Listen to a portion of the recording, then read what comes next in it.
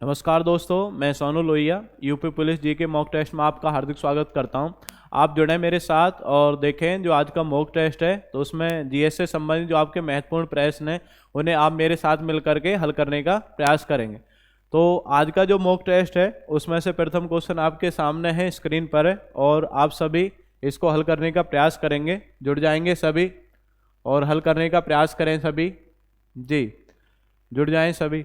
देखेंगे इसमें प्रथम क्वेश्चन, निम्नलिखित पहाड़ी जातियों का पश्चिम से पूर्व सही क्रम आपको पहचानना है। तो पश्चिम से पूर्व की ओर आपको क्रम बताना है कि सही क्रम आपका क्या है, पश्चिम से पूर्व की ओर सही क्रम क्या है। तो इसमें आप देख रहे हैं ऑप्शन आप देख रहे हैं खासी, गारो, नागा, जैंतिया, ये। उसके बाद है नागा, जैंतिया, खासी, गारो, गारो, खासी, जैंतिया, नागा, और उसके बाद है जैंतिया, नागा, गारो, खासी। इनमें से आपको बताना है कि कौन सा आपका क्रम सही है। मेघालय राज्य में आपने पढ़ा होगा, ये सब आपको मिलते हैं मेघालय राज्य। तो मेघालय राज्य में आप क्रम आप पढ़ते हैं तो इनका क्रम क्या सही है, गारो, खासी, जैंतिया और क्या है आपका नागा, ये आपका सही क्रम है। ऑप्शन कौन सा सही हो जाएगा, ऑप्शन सही आपका ऑप्शन सी जो आपका ये सही हो जाएगा, गारो, खासी, जैंतिया और नागा। आगे बढ़ते हैं। नेक्स्ट है, ब्राजील में विशाल कहवा या कॉफी के बागानों को क्या कहा जाता है। इनके सामने आपके ऑप्शन है स्टेट, स्टेसियाज, कलखीजेस, फजेंडा। इनमें से आप बताएंगे कि ब्राजील में कहवा के बागों को किस नाम से या कॉफी के बागों को किस नाम से जाना जाता है। आंसर आपका आसान सा आंसर है इसका, और आंसर क्या होगा, फजेंडा। फजेंडा के नाम से कहवा के बागों को जाना जाता है। क्लियर हो गया, किसके नाम से जाना जाता है, फजेंडा। अब जो आपका कहवा है, कहवा का जो सबसे अधिक उत्पादन है कौन सा देश करता है, देश अगर आपसे पूछा जा रहा है, देश आप याद रखेंगे, देश का नाम क्या है, ब्राजील। ब्राजील देश के द्वारा सबसे अधिक उत्पादन होता है। अब ब्राजील में एक बंदरगाह पड़ता है, बंदरगाह का नाम क्या है, बंदरगाह का नाम है सेंटोस। क्या नाम है, सेंटोस बंदरगाह। तो इससे सबसे ज्यादा आपका क्या है, कॉफी का निर्यात होता है। इसलिए क्वेश्चन भी आता है कॉफी पोर्ट, क्या है, कॉफी पोर्ट आपसे पूछेगा, कॉफी पोर्ट, या आपसे पूछा जाएगा जी कहवा पत्तन। कॉफी पोर्ट या कहवा पत्तन ये किसे कहा जाता है, तो कॉफी पोर्ट या कहवा पत्तन अगर आपसे पूछ रहा है तो कॉफी पोर्ट या कहवा पत्तन आपसे पूछे तो कौन है आपका, सेंटोस बंदरगाह। कौन सा है, सेंटोस बंदरगाह को कॉफी पत्तन या कहवा पोर्ट के नाम से जाना जाता है। कहवा का सबसे अधिक उत्पादन कहाँ पे होता है, ब्राजील में। और ब्राजील में कहवा के बागों को किस नाम से जानते हैं हम, फजेंडा के नाम से जानते हैं। आगे बढ़ते हैं, नेक्स्ट क्वेश्चन देखते हैं। किसने ईस्ट इंडिया कंपनी के बारे में यह टिप्पणी की कि कंपनी एक असंगति है परंतु उस व्यवस्था का भाग है जहां सब कुछ ही असंगत है। आपको बताना है, ईस्ट इंडिया कंपनी आप पढ़ते हैं 1600 ईस्वी में आपकी स्थापना हुई, और उसके बाद में जब अंग्रेज भारत आए, अंग्रेज आप पढ़ते हैं जी, सबसे पहले पुर्तगाली आए 1498, फिर उसके बाद आपने पढ़ा होगा पुर्तगाली के बाद डच आए 1605 में, फिर अंग्रेज 1608, फिर आपने पढ़े होंगे डैन 1616, और लास्ट में आपने पढ़े फ्रांसीसी 1667। तो अंग्रेजों के द्वारा भारत में व्यापार करने के लिए कंपनी आपके ईस्ट इंडिया कंपनी की स्थापना हुई। तो ईस्ट इंडिया कंपनी के बारे में यह कथन किसके द्वारा कहा गया, इनमें से आपको बताना है। चार ऑप्शन आपके सामने, Warren Hastings, G B Macaulay, Lord Clive, Henry Dundas. तो आपको बताना है कि किसके द्वारा यह कथन कहा गया था। इसका सही आंसर होगा जीबी मैकाले। इसे आप याद रखेंगे, सही आंसर क्या है, जीबी मैकाले इसका सही आंसर होगा। आगे बढ़ते हैं, नेक्स्ट क्वेश्चन देखते हैं। नेक्स्ट, गोपाल कृष्ण गोखले ने किस वर्ष में भारत सेवक मंडल यानी सर्वेंट ऑफ इंडिया सोसाइटी की स्थापना की, 1902, 1904, 1903, 1905। गोपाल कृष्ण गोखले, गांधी जी के राजनीतिक गुरु कौन थे, गोपाल कृष्ण गोखले। तो उसी में से क्वेश्चन पूछा है कि भारत सेवक मंडल या भारतीय सेवक समाज भी इसको बोलते हैं, कि इसकी स्थापना किसके द्वारा की गई थी, गोपाल कृष्ण गोखले ने स्थापना की, लेकिन किस वर्ष की थी, आप याद रखेंगे 1905 में इसकी स्थापना की थी। आगे बढ़ते हैं, नेक्स्ट क्वेश्चन देखेंगे। नेक्स्ट है, भारत का सर्वाधिक गहराई वाला बंदरगाह कौन सा है। चार ऑप्शन आपके सामने, कांडला, पारादीप, कोचीन, विशाखापट्टनम। इनमें से आपको बताना है सर्वाधिक गहराई वाला बंदरगाह कौन सा है, कांडला, पारादीप, कोचीन, विशाखापट्टनम। भारत में बंदरगाह आप पढ़ते हैं 12 अंतर्राष्ट्रीय बंदरगाह हैं, और बंदरगाह में आप याद रखेंगे कौन कौन से आपके बंदरगाह, वो एक थोड़ा सा मैपिंग के माध्यम से आपको क्लियर हो जाएगा। पहले मैंने आपको मॉक टेस्ट में बताया, लेकिन एक बार पुनः रिपीट हो जाएगा। जैसे सबसे आपका पहले जो राज्य आता है पश्चिमी तट पर गुजरात, तो गुजरात में आप याद रखेंगे ये कौन सा राज्य है, राज्य का नाम है गुजरात। गुजरात के बाद आप पहले राज्य देख लेंगे कौन सा आपका महाराष्ट्र। महाराष्ट्र के बाद आप याद रखेंगे कौन सा राज्य आपका गोवा, कौन सा राज्य है गोवा। गोवा के बाद आप याद रखेंगे कौन सा राज्य है आपका, राज्य का नाम है कर्नाटक। कर्नाटक के बाद में नीचे आपका कौन सा राज्य आएगा, राज्य आएगा केरल। केरल के बाद में ऐसे ये कौन सा राज्य है, इस राज्य का नाम है तमिलनाडु। तमिलनाडु के बाद में कौन है, आंध्र प्रदेश। आंध्र प्रदेश के बाद में उड़ीसा, और उड़ीसा के बाद में आप याद रखेंगे कौन है, वेस्ट बंगाल या पश्चिम बंगाल। तो भारत के 9 राज्य हैं जो समुद्र के साथ सीमा बनाते हैं। तो जो समुद्र के साथ सीमा बनाएगा वहीं आपको बंदरगाह मिलेगा, क्योंकि बंदरगाह समुद्र के किनारे आपको मिलेगा। अब कौन कौन से आपके, अगर आपसे पूछे सबसे अधिक समुद्री सीमा बनाने वाला राज्य कौन है, गुजरात। गुजरात कितनी लंबी सीमा बनाता है, 1214 किलोमीटर आपकी समुद्री सीमा बनाता है। और सबसे कम कौन बनाता है, गोवा। गोवा कितना बनाता है, 101 किलोमीटर आपकी समुद्री सीमा बनाता है। अब कौन कौन से बंदरगाह हैं, बंदरगाह आप याद रखेंगे, बंदरगाह कौन कौन से, जैसे आप याद रखेंगे कांडला, कांडला बंदरगाह। कांडला बंदरगाह कहाँ पर है, ये गुजरात में। और कांडला बंदरगाह का नया नाम आपने पढ़ा होगा, नया बंदरगाह का नाम क्या हो गया, पंडित दीनदयाल उपाध्याय बंदरगाह। नेक्स्ट महाराष्ट्र में आपके 2 हैं, महाराष्ट्र में आप 2 याद रखेंगे। एक कौन सा है, एक है नहावा सेवा, नहावा सेवा, नहावा सेवा या जवाहरलाल नेहरू बंदरगाह महाराष्ट्र। और एक आप याद रखेंगे, एक आपका मुंबई, मुंबई आपका कहाँ पर है, महाराष्ट्र में। क्लियर होगा। गोवा में अगर आपसे पूछ रहा है तो गोवा में आप याद रखेंगे, गोवा में कौन है, गोवा में मारम गोवा। मारम गोवा कहाँ पर है, गोवा। कर्नाटक आपसे पूछे, कर्नाटक में कौन सा है, कर्नाटक में न्यू मंगलोर। कौन सा है कर्नाटक में, कर्नाटक में आप याद रखेंगे न्यू मंगलोर। उसके बाद केरल में पूछे, केरल में कौन सा है, केरल में याद रखेंगे आप कोचीन। तो ये पश्चिमी तट के बंदरगाह हैं जो आपने अभी तक ये लिखे हैं।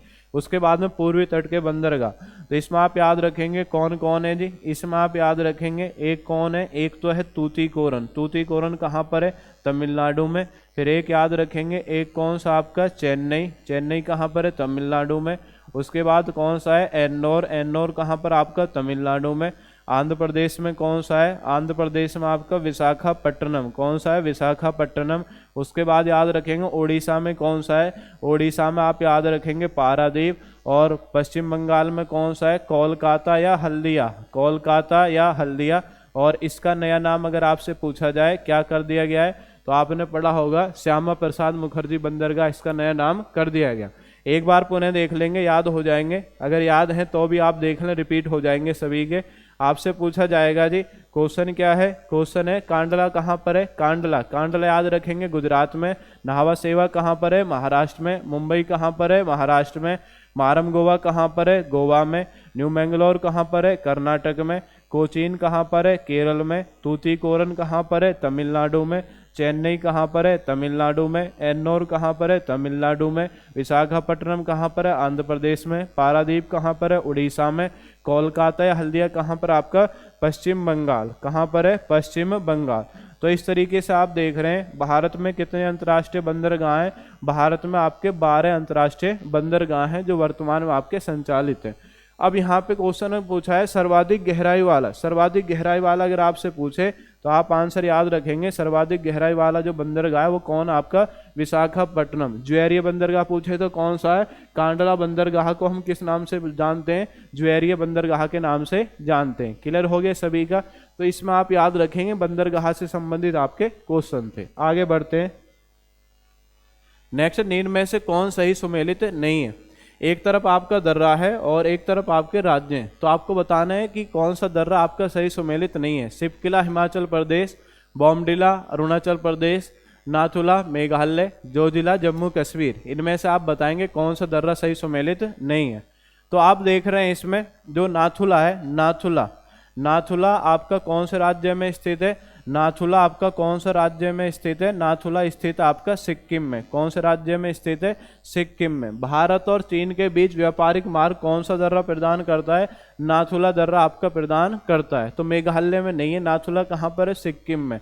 सिपकिला हिमाचल प्रदेश आपका सही है। बॉमडिला अरुणाचल प्रदेश सही है, जोजिला जम्मू कश्मीर आपका सही है। तो कौन नहीं है इसमें, नाथुला। नाथुला आपका कहाँ पड़ता है, सिक्किम राज्य में आपका पड़ता है। क्लियर हो गया जी। आगे बढ़ते हैं, नेक्स्ट क्वेश्चन देखते हैं। नेक्स्ट है, निम्नलिखित में से किसे यूरोप की तेल राजधानी कहा जाता है, क्योंकि यहाँ से सबसे अधिक तेल का उत्पादन आपका होता है, प्रोडक्शन होता है। बेलफास्ट, एबरडीन, लीड्स, लिवरपूल, इनमें से आप बताएं कमेंट करके कि किसे यूरोप की तेल राजधानी कहा जाता है। तो यूरोप की तेल राजधानी किसे बोला जाता है, एबरडीन को यूरोप की तेल राजधानी कहा जाता है। किसको बोलते हैं, एबरडीन को यूरोप की तेल राजधानी कहा जाता है। यूरोप में से क्वेश्चन बनते हैं, यूरोप आपसे पूछा जाता है कि आपसे पूछेंगे प्रायद्वीप महाद्वीप कौन है जी, प्रायद्वीप महाद्वीप आपसे पूछा जाएगा, यूरोप है। प्रायद्वीप महाद्वीप आपसे पूछा जा रहा है, कौन है, यूरोप है। आधुनिक सभ्यता का केंद्र कौन सा महाद्वीप है, आधुनिक सभ्यता का केंद्र, ये याद रखेंगे। आधुनिक सभ्यता का केंद्र अगर आपसे पूछा जा रहा है, आधुनिक सभ्यता का केंद्र कौन है आपका, यूरोप है। कौन है आपका आधुनिक सभ्यता का केंद्र, यूरोप। प्रायद्वीप महाद्वीप कौन है, यूरोप। आपसे पूछा जाएगा इसी में आपसे पूछा जाएगा मरुस्थल विहीन महाद्वीप, क्या है, मरुस्थल विहीन, जिसमें एक भी मरुस्थल नहीं है, मरुस्थल विहीन महाद्वीप अगर आपसे पूछ रहा है तो भी आपका कौन है, यूरोप। कौन है, यूरोप। आपने पढ़ा होगा यूरोप महाद्वीप में, तो यूरोप महाद्वीप की सर्वोच्च, आपसे पूछे कि सबसे ऊंची चोटी कौन सी है, यूरोप महाद्वीप की। यूरोप महाद्वीप की सबसे ऊंची चोटी आपने पढ़ा होगा, यूरोप महाद्वीप की सबसे ऊंची चोटी का नाम क्या है, माउंट एलबुर्ज। क्या नाम है, माउंट एलबुर्ज। ये यूरोप महाद्वीप की सबसे ऊंची चोटी है, इसको भी आप याद रखेंगे, कौन सी है, माउंट एलबुर्ज। और यूरोप महाद्वीप से अगर आपसे पूछा जाए सबसे लंबी नदी कौन सी है, सबसे लंबी नदी आप याद रखेंगे वोल्गा नदी है। वोल्गा नदी बिलाडाई पठार रूस से निकलती है और कैस्पियन सागर में गिर जाती है, ये सबसे लंबी नदी है। जबकि मुख्य नदी अगर आपसे पूछा जाए, मुख्य नदी कौन सी है, मुख्य नदी आपकी डैन्यूब नदी। कौन सी नदी है, मुख्य नदी आपकी डैन्यूब नदी। तो इनको भी याद रखें, प्रायद्वीप महाद्वीप यूरोप, आधुनिक सभ्यता केंद्र यूरोप, मरुस्थल विहीन महाद्वीप यूरोप। यूरोप महाद्वीप की सबसे ऊंची चोटी कौन सी है, माउंट एलबुर्ज। सबसे लंबी नदी कौन सी, वोल्गा नदी। लेकिन मुख्य नदी कौन सी आपकी, डैन्यूब नदी। आगे बढ़ते हैं, नेक्स्ट क्वेश्चन देखेंगे। सूची फर्स्ट और सूची सेकंड को सम्मिलित कीजिए। एक तरफ क्या है, एक तरफ तो है आपके जलप्रपात, एक तरफ आपके जलप्रपात और एक तरफ है आपकी नदी। जलप्रपात है और एक तरफ आपका क्या है, नदी। तो आपको बताना है कि कौन सा जलप्रपात किस नदी पर आपका स्थित है। जैसे दूध सागर कहाँ पर है, डुडुमा कहाँ पर है, गोकक कहाँ पर है, जोग कहाँ पर है। इनमें आप बताएंगे कमेंट करके कि कौन सा जलप्रपात कौन सी नदी पर आपका स्थित है। बताएं सभी जी, देखेंगे सभी। और मॉक टेस्ट अगर आपको अच्छा लग रहा हो तो एक बार जो आपका लाइक वाला बटन है उसे सभी प्रेस करेंगे सभी जी। और अपने माध्यम से जो आपका मॉक टेस्ट है इसे आप शेयर करें सभी जी। देखेंगे जलप्रपात और नदी। दूध सागर आपसे पूछा है, दूध सागर आपने पढ़ रखा है, कई बार पढ़ा आपने दूध सागर कहाँ पर है, ये मांडवी नदी पर है। और मांडवी नदी पर कौन से राज्य में स्थित है, गोवा राज्य में स्थित है मांडवी नदी।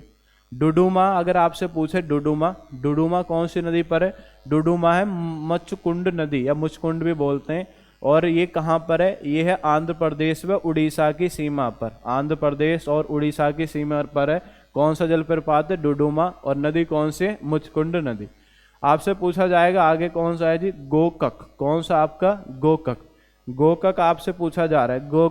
गोकक आप याद रखेंगे कौन सी नदी पर है, घाटप्रभा नदी पर। और राज्य पूछे कौन सा है, कर्नाटक।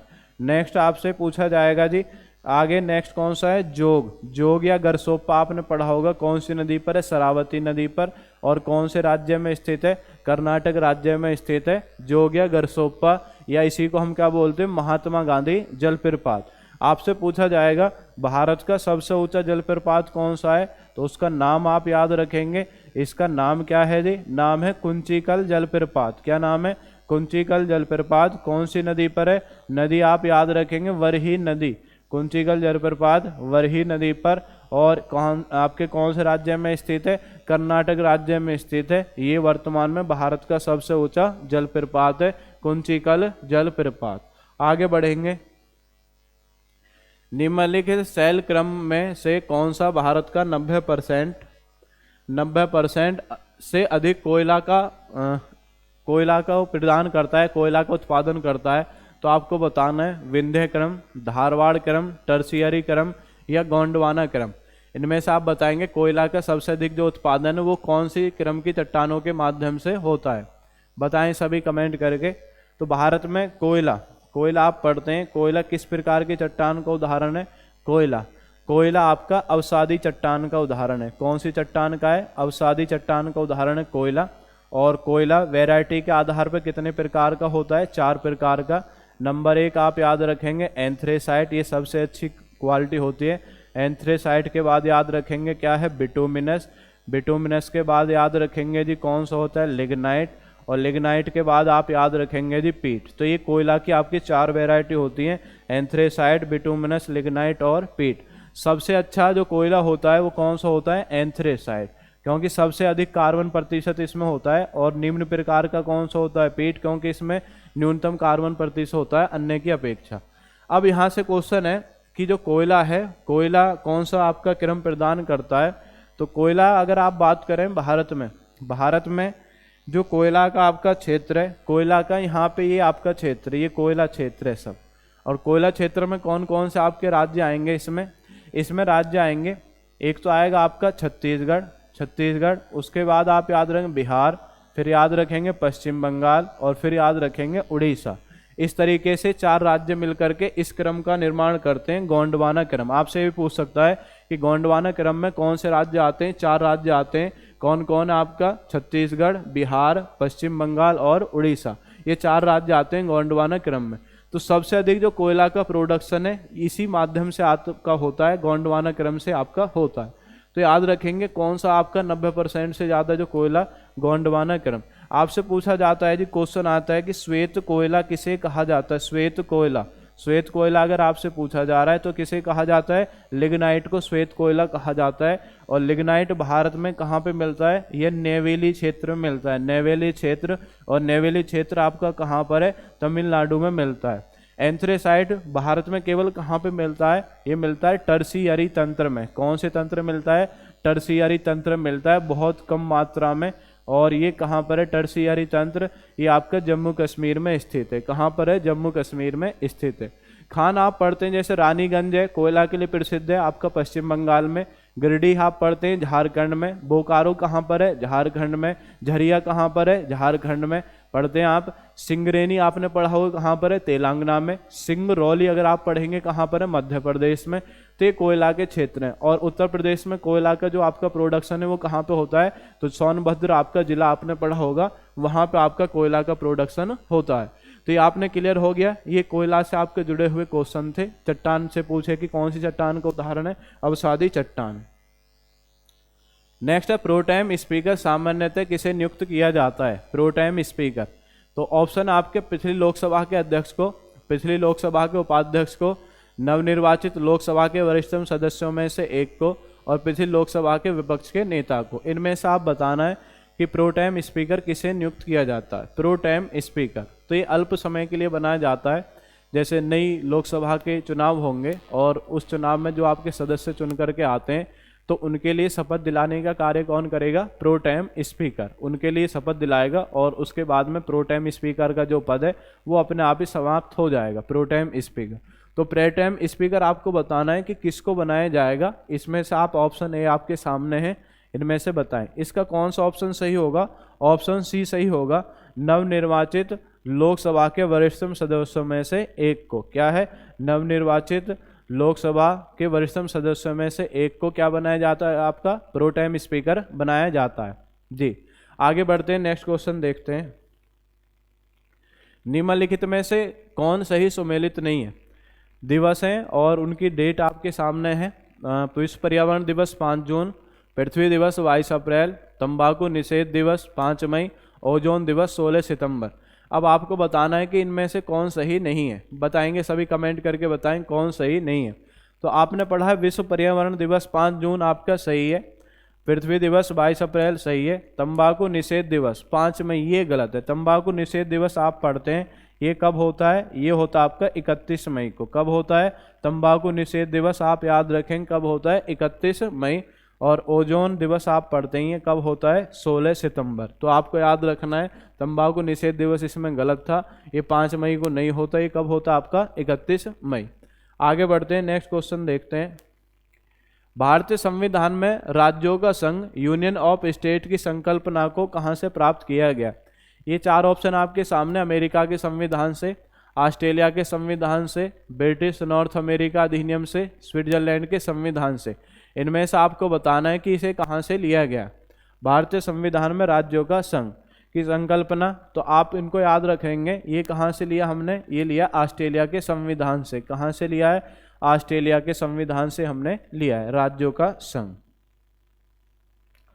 सूची फर्स्ट और सूची सेकंड, एक तरफ आपका उद्योग है और एक तरफ है केंद्र। मतलब वो उद्योग आपका कहाँ पे कार्य करता है। जैसे खेल का सामान है, ये कहाँ पर है? दिया सलाई, ये कहाँ पर है? पीतल का सामान कहाँ पर है? लकड़ी पर नक्काशी कहाँ पर है? इनमें से आपको बताना है कि ये कहाँ पर आपका उद्योग कार्यरत है। तो खेल का सामान सब आप जानते हैं। खेल का सामान आपका कहाँ मिलता है? खेल का सामान है मेरठ। खेल का सामान कहाँ पर है? मेरठ। दिया सलाई आपसे पूछा जाए, दिया सलाई कहाँ पर है? दिया सलाई उद्योग आपका बरेली। कहाँ पर दिया सलाई उद्योग? बरेली। और उसके बाद पीतल का सामान सब जानते हैं, पीतल नगरी क्या है? मुरादाबाद। और उसके बाद आप याद रखेंगे जी, लकड़ी पर नक्काशी, ये क्या हो जाएगा? सहारनपुर। बहुत अच्छा क्वेश्चन आपका एग्जाम में पूछा हुआ है, एक बार पुनः देख लेंगे। खेल का सामान कहाँ पर है? खेल का सामान आपका मेरठ। खेल का सामान कहाँ पर है जी? खेल का सामान मेरठ। दिया सलाई उद्योग कहाँ पर है? बरेली में। नेक्स्ट है पीतल का सामान या पीतल नगरी क्या है आपका? मुरादाबाद। और लकड़ी पर नक्काशी कहाँ पर है? ये आपका सहारनपुर। ये इनका सही सुमेलित है। तो आप देखेंगे ए का कौन सा हो जाएगा? ए का आपने पढ़ लिया जी, ए का हो जाएगा आपका तीसरा। उसके बाद बी का कौन सा हो जाएगा? चौथा। तो 3 4 1 2, 3 4। और इसको भी देख लेते हैं पहले, सी का कौन सा हो जाएगा? सी का हो जाएगा पहला, और डी का कौन सा हो जाएगा? दूसरा। तो 3 4 1 2, ये इसका सही सुमेलित है। क्लियर हुआ? आगे बढ़ेंगे, नेक्स्ट क्वेश्चन देखेंगे। नेक्स्ट है, फलों के मीठे स्वाद का कारण क्या है? फलों में मीठे स्वाद का कारण क्या है? मतलब जो फल मीठे रहते हैं उनमें कौन सी आपकी शर्करा मिलती है? Maltose, ribose, lactose, fructose. इनमें से आप बताएं कमेंट करके कि फलों में पाए जाने वाली जो आपकी शर्करा है तो उसे किस नाम से जानते हैं? उसका नाम आप याद रखेंगे, नाम क्या है? फ्रक्टोज शर्करा। कौन सी शर्करा होती है आपकी फलों में पाई जाने वाली? फ्रक्टोज शर्करा। निम्नलिखित में से कौन सा युग्म सही सुमेलित नहीं है? तो ये आपके हार्मोन्स है और उनका कार्य, हार्मोन्स और आपके कार्य। तो आप बताएंगे कि कौन सा आपका सही सुमेलित नहीं? इंसुलिन रक्त शर्करा का नियंत्रण, मेलाटोनिन निद्रा का नियंत्रण, ऑक्सीटोसिन स्तन ग्रंथि का नियंत्रण। स्तन ग्रंथि से नाम ये यहाँ पे थोड़ा सा गलत हो रहा है, ऑक्सीटोसिन। तो ऑक्सीटोसिन आपको याद रखना है, स्तन ग्रंथि से दुग्ध का निस्सरण, ये यहाँ तक आपको पढ़ना है। स्तन ग्रंथि से, ये नाम यहाँ पे गलत लिख दिया, ये इसको थोड़ा सा आपको बता देता हूँ। ये आपको यहाँ तक पढ़ना है, स्तन ग्रंथि से क्या है, यहाँ तक आप पढ़ेंगे इसको। स्तन ग्रंथि से दुग्ध का निस्सरण, और उसके बाद गैस्ट्रिन का कार्य रक्तचाप का नियमन। ये आपको बताएं, ये इसका है, ये ऑक्सीटोसिन का है जो मैंने रेड कलर से आपका यहाँ पे किया है। स्तन ग्रंथि से दुग्ध का निस्सरण और गैस्ट्रिन है रक्तचाप का नियमन। अब आप बताएंगे कि आपका कौन सा कार्य इसमें सही सुमेलित नहीं है। इंसुलिन आप पढ़ते हैं, इंसुलिन कमी से हमारे शरीर में मधुमेह, डायबिटीज, शुगर आपने पढ़ा होगा, ये रोग हो जाते हैं। तो इसका सही है रक्त शर्करा का नियंत्रण सही है। मेलाटोनिन ये सही है आपका, निद्रा का नियंत्रण सही है। ऑक्सीटोसिन स्तन ग्रंथियों से दुग्ध का निस्सरण, ये भी आपका सही है। और उसके बाद में गैस्ट्रिन आपसे पूछा जा रहा है, एक पाचक आपका एंजाइम होता है, नहीं कि रक्तचाप का नियमन करता है। तो आपको याद रखना है इसमें कौन सुमेलित नहीं है? गैस्ट्रिन, क्योंकि ये क्या है, ये पाचक आपका एंजाइम होता है। गैस्ट्रिन क्या है आपका? पाचक। तो आपको याद रखना है कौन सुमेलित नहीं है आपका? गैस्ट्रिन इसमें सुमेलित नहीं है। आगे बढ़ते हैं जी। यूरिया है एक, यूरिया आपको बताना है क्या है यूरिया। एक नाइट्रोजन युक्त कार्बनिक यौगिक है, एक नाइट्रोजन युक्त अकार्बनिक है, एक पादप हार्मोन है, एक ऊर्जा शोषी पदार्थ है। नाइट्रोजन है क्या है? बताएं सभी। नाइट्रोजन, इसके यूरिया के बारे में जानते हैं, NH2CO NH2, ये इसका आपका फॉर्मूला होता है, अणुसूत्र होता है इसे प्रदर्शित करने के लिए। लेकिन अब आपको बताना है कि इसमें कौन सा आपका सही है। तो ये क्या है, एक नाइट्रोजन युक्त और कैसा यौगिक आपका, कार्बनिक यौगिक है, और इसे हम बोलते हैं क्या है, इसे बोलते हैं यूरिया। आगे बढ़ेंगे, नेक्स्ट क्वेश्चन देखेंगे। एलपीजी सिलेंडर के रिसाव से उत्पन्न दुर्गंध निम्नलिखित में से किसकी होती है? Methane, propane, butane, ethyl mercaptan. इनमें से बताएंगे एलपीजी सिलेंडर में जो आपकी दुर्गंध आती है अचानक, तो वो किस गैस के कारण आती है, बताएंगे सभी। मॉक टेस्ट अगर आपको अच्छा लग रहा हो तो एक बार आप चैनल को लाइक जरूर कर देंगे सभी जी। तो आपको दुर्गंध की बात पूछ रखा है इसमें कि दुर्गंध किसके कारण आपकी होती है। तो वैसे तो जो एलपीजी सिलेंडर होता है उसमें दो गैस होती हैं, एक होती है प्रोपेन और एक कौन सी होती है, ब्यूटेन। और एलपीजी गैस, जो एलपीजी सिलेंडर होता है तो उसका मुख्य घटक कौन सी होती है, आपकी ब्यूटेन गैस आपकी होती है।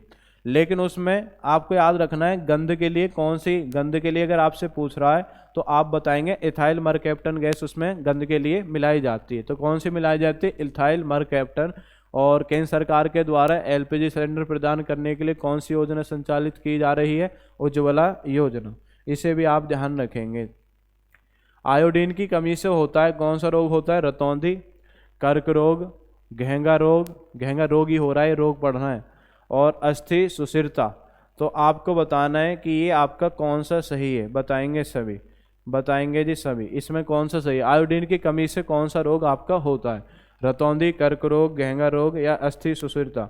तो आपको याद रखना है इसकी कमी से आपका कौन सा रोग होगा, इसकी कमी से होता है घेंगा रोग, आयोडीन की कमी से।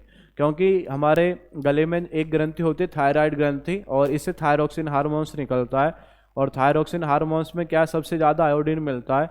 और जब आयोडीन की कमी होती है तो ये थायराइड ग्रंथि फूल जाती है, और थायराइड ग्रंथि का फूलना ही क्या कहलाता है, घेंगा रोग कहलाता है। और आपसे पूछा जाए मानव शरीर की सबसे बड़ी अंतःस्रावी ग्रंथि कौन सी है, तो उसे आप याद रखेंगे कौन सी है, थायराइड ग्रंथि। सबसे बड़ी पूछे तो आपको याद रखना है यकृत ग्रंथि, लेकिन वो बाह्य ग्रंथि यानी एक तो पढ़ते हैं एक्सोक्राइन, एक पढ़ते हैं एंडोक्राइन। तो एक्सोक्राइन में अगर आपसे पूछे कि लार्जेस्ट एक्सोक्राइन ग्लैंड आपकी कौन सी है, तो आप याद रखेंगे वो आपकी यकृत। और लार्जेस्ट एंडोक्राइन ग्लैंड कौन सी है, वो याद रखेंगे थायराइड ग्लैंड। और सबसे छोटी कौन सी होती है, सबसे छोटी होती है पीयूष या पिट्यूटरी ग्लैंड आप उसको बोलते हैं, जो मस्तिष्क में आपके होती है। और मास्टर ग्लैंड या मास्टर ग्रंथि भी किसको बोला जाता है, ये बोलते हैं पीयूष ग्रंथि को। तो इसमें कौन सा है, आयोडीन की कमी से कौन सा रोग होता है, घेंगा रोग। एक कटा हुआ हीरा जगमगाहट के साथ चमकता है, तो आपको बताना है कि इसका सही आंसर क्या होगा। कुछ स्वाभाविक गुण के कारण, पूर्ण आंतरिक परावर्तन के कारण, इसकी आणविक संरचना के कारण, प्रकाश के अवशोषण के कारण। इनमें से आप बताएंगे किसके कारण आपका इस तरीके का उसमें चमक दिखाई देती है। तो कटा हुआ हीरा वो किसके कारण चमकेगा, वो चमकेगा पूर्ण आंतरिक परावर्तन के कारण। किसके कारण चमकेगा, पूर्ण आंतरिक परावर्तन के कारण। आगे बढ़ते हैं, लास्ट क्वेश्चन देखते हैं जो आज का मॉक टेस्ट है। मॉक टेस्ट अगर आपको अच्छा लगा हो तो आप एक बार चैनल को लाइक करेंगे, सब्सक्राइब करेंगे जी। सूची फर्स्ट को सूची सेकंड से आपको सुमेलित करना है। तो एक तरफ तो आपका प्रोडक्शन है यानी उत्पाद है, और एक तरफ आपका स्रोत है, मतलब वो उत्पाद हम कहाँ से प्राप्त करते हैं। जैसे अफीम है, हींग है, रबर है और कुनैन है। आपको बताना है कि ये कहाँ से हम प्राप्त करते हैं।